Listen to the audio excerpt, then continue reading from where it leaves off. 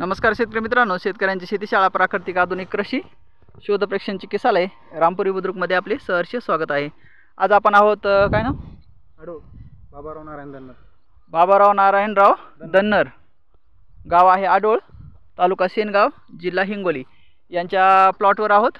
तर यांचा प्लॉट आहे 4x2 अंतर केलेलं आहे। दोन झाडातील अंतर 15 जूनची लागवड आहे।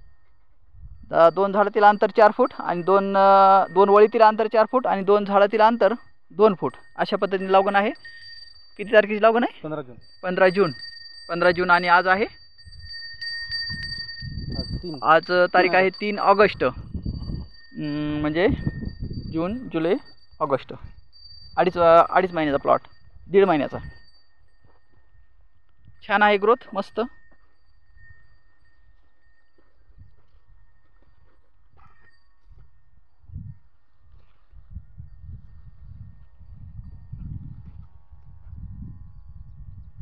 याला गळफांद्या नाहीत बघा, जास्त नाही अंतर ठेवल्यावर बुंदा मजबूत होतो। बुंदा मजबूत झालाय तुमचा, बुंदा मजबूत आणि फळफांद्या जास्त आहेत। आता पत्रकारापेक्षा तुमच्या इथे फळफांद्या जास्त आहेत आणि तुमच्या कांड्याची साईज पण कमी आहे। इकडे बघा, ही कांड्याची साईज जर कमी असती, बघा 4 बोट कांड्याची साईज आहे।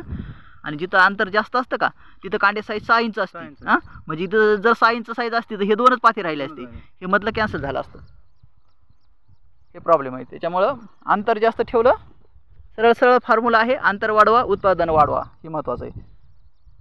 2 तासातलं अंतर तुम्ही 4 फूट केलं, 2 झाडातलं अंतर 2 फूट केलं तर ठीक आहे। जर समजा तुम्हाला 6 जर घ्यायचं असलं तर मग 6x1 जर केलं तर काय अडचण नाही। असं 2 फूट अंतर वाढवलं, पण असं 1 फूट अंतर कमी केलं।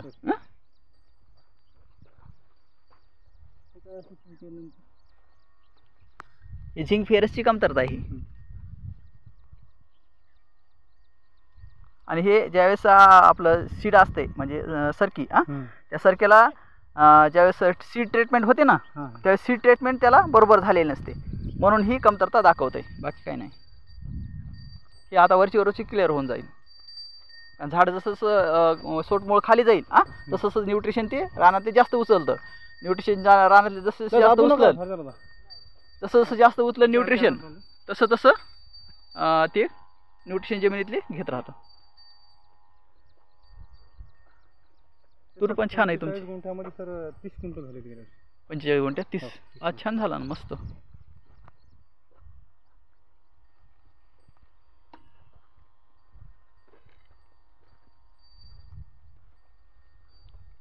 तुरीची झाडं पण मस्त आहेत। एक लावलं पाहिजे।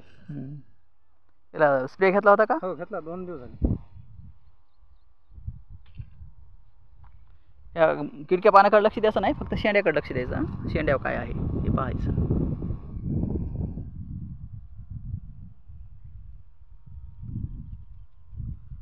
सध्या काही नाही।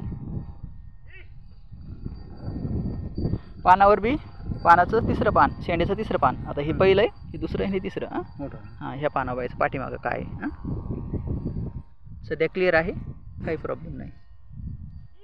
या एक आणि ह्या 2च पानावर तुम्हाला सगळ्या झाडाचं समजतंय। बाकी काही गरज नसते। ओके,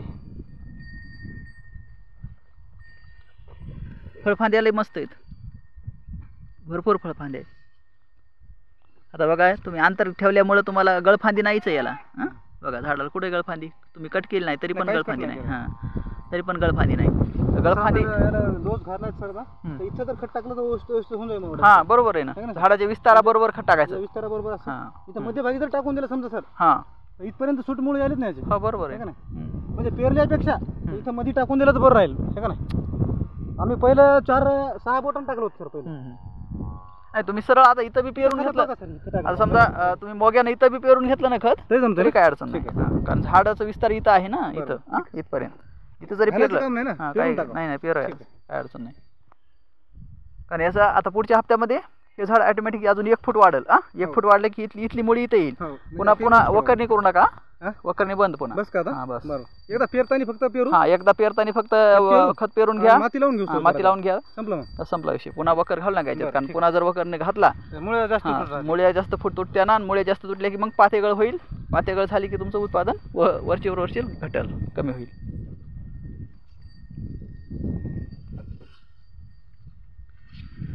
मस्त फळफांदे भरपूर. आता हे बघा इथं काय आहे, इथं कांड्याची लांबी वाढली बघा हे.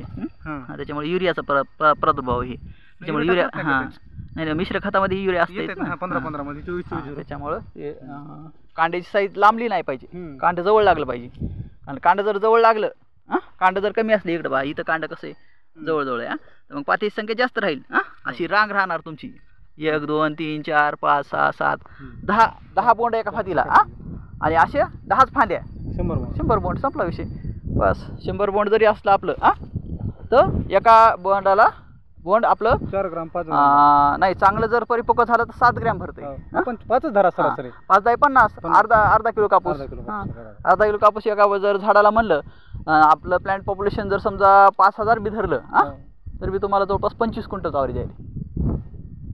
बस असं असतं. प्लांट पॉप्युलेशन आणि प्रत्येक झाडाचं वजन, झाडाचं बोंड आणि त्याचं वजन, याच्यावर तुमचं झाडाचं उत्पादन म्हणजे एकरी उत्पादन किती येतं ते काढता येतं प्लांट पॉप्युलेशननुसार.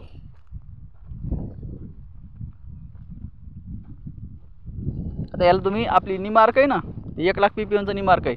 तुम्हाला मार्केटमध्ये 10,000 20,000 PPMचंच निमार्क तुम्हाला 700-800 रुपये लिटर मिळेल. ही आपलं किती पडतंय तुम्हाला, फक्त 500 रुपये लिटर पडतंय. तर ही निमार्क घ्या. आणि पुन्हा ही 1 लाख आहे, मार्केटमध्ये 10,000च असते.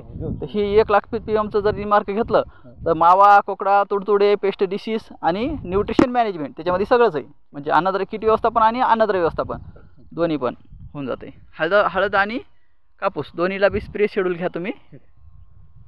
4 स्प्रे होऊन जातात तुमचे 1000 रुपयामध्ये, ताण नाही. का 2-4 दिवस झाले फक्त तो 20 घेतलं होतं सिजंटाचं. बरं. आणि कार्बन डायझिमॅनचं पावडर घेतलं होतं. बरं. आणि उलाला घेतलं होतं बुरशीनाशक. कार्बन डायझिम दुसऱ्या वेळेस जरा चांगला मारावा का बुरशीनाशक? काही गरज नाही. नाही, काही गरज नाही. औषध चांगलं वांगलं म्हणून नसतंय, औषध आपल्या किडीनुसार वापरायचं असतं. बरं. हे मावाच होता जास्त काळा. हा, काळा मावा गेला ना मग उलाला. उलाला गेला. भुईमुगावर हा दुसरा आपली भुईमुगावर आहे. भुईमुगावर आणि 1 मेला नागडी केली ती. अच्छा. 1 मेला लय फास्ट केलं सगळं काम. म्हणजे 20 जून 20-25 जून नागडी झाली. 20-25 मेला. 12 जूनची हळद आपली. 12 जूनची पाणी भरला सध्या. Wish you all the best.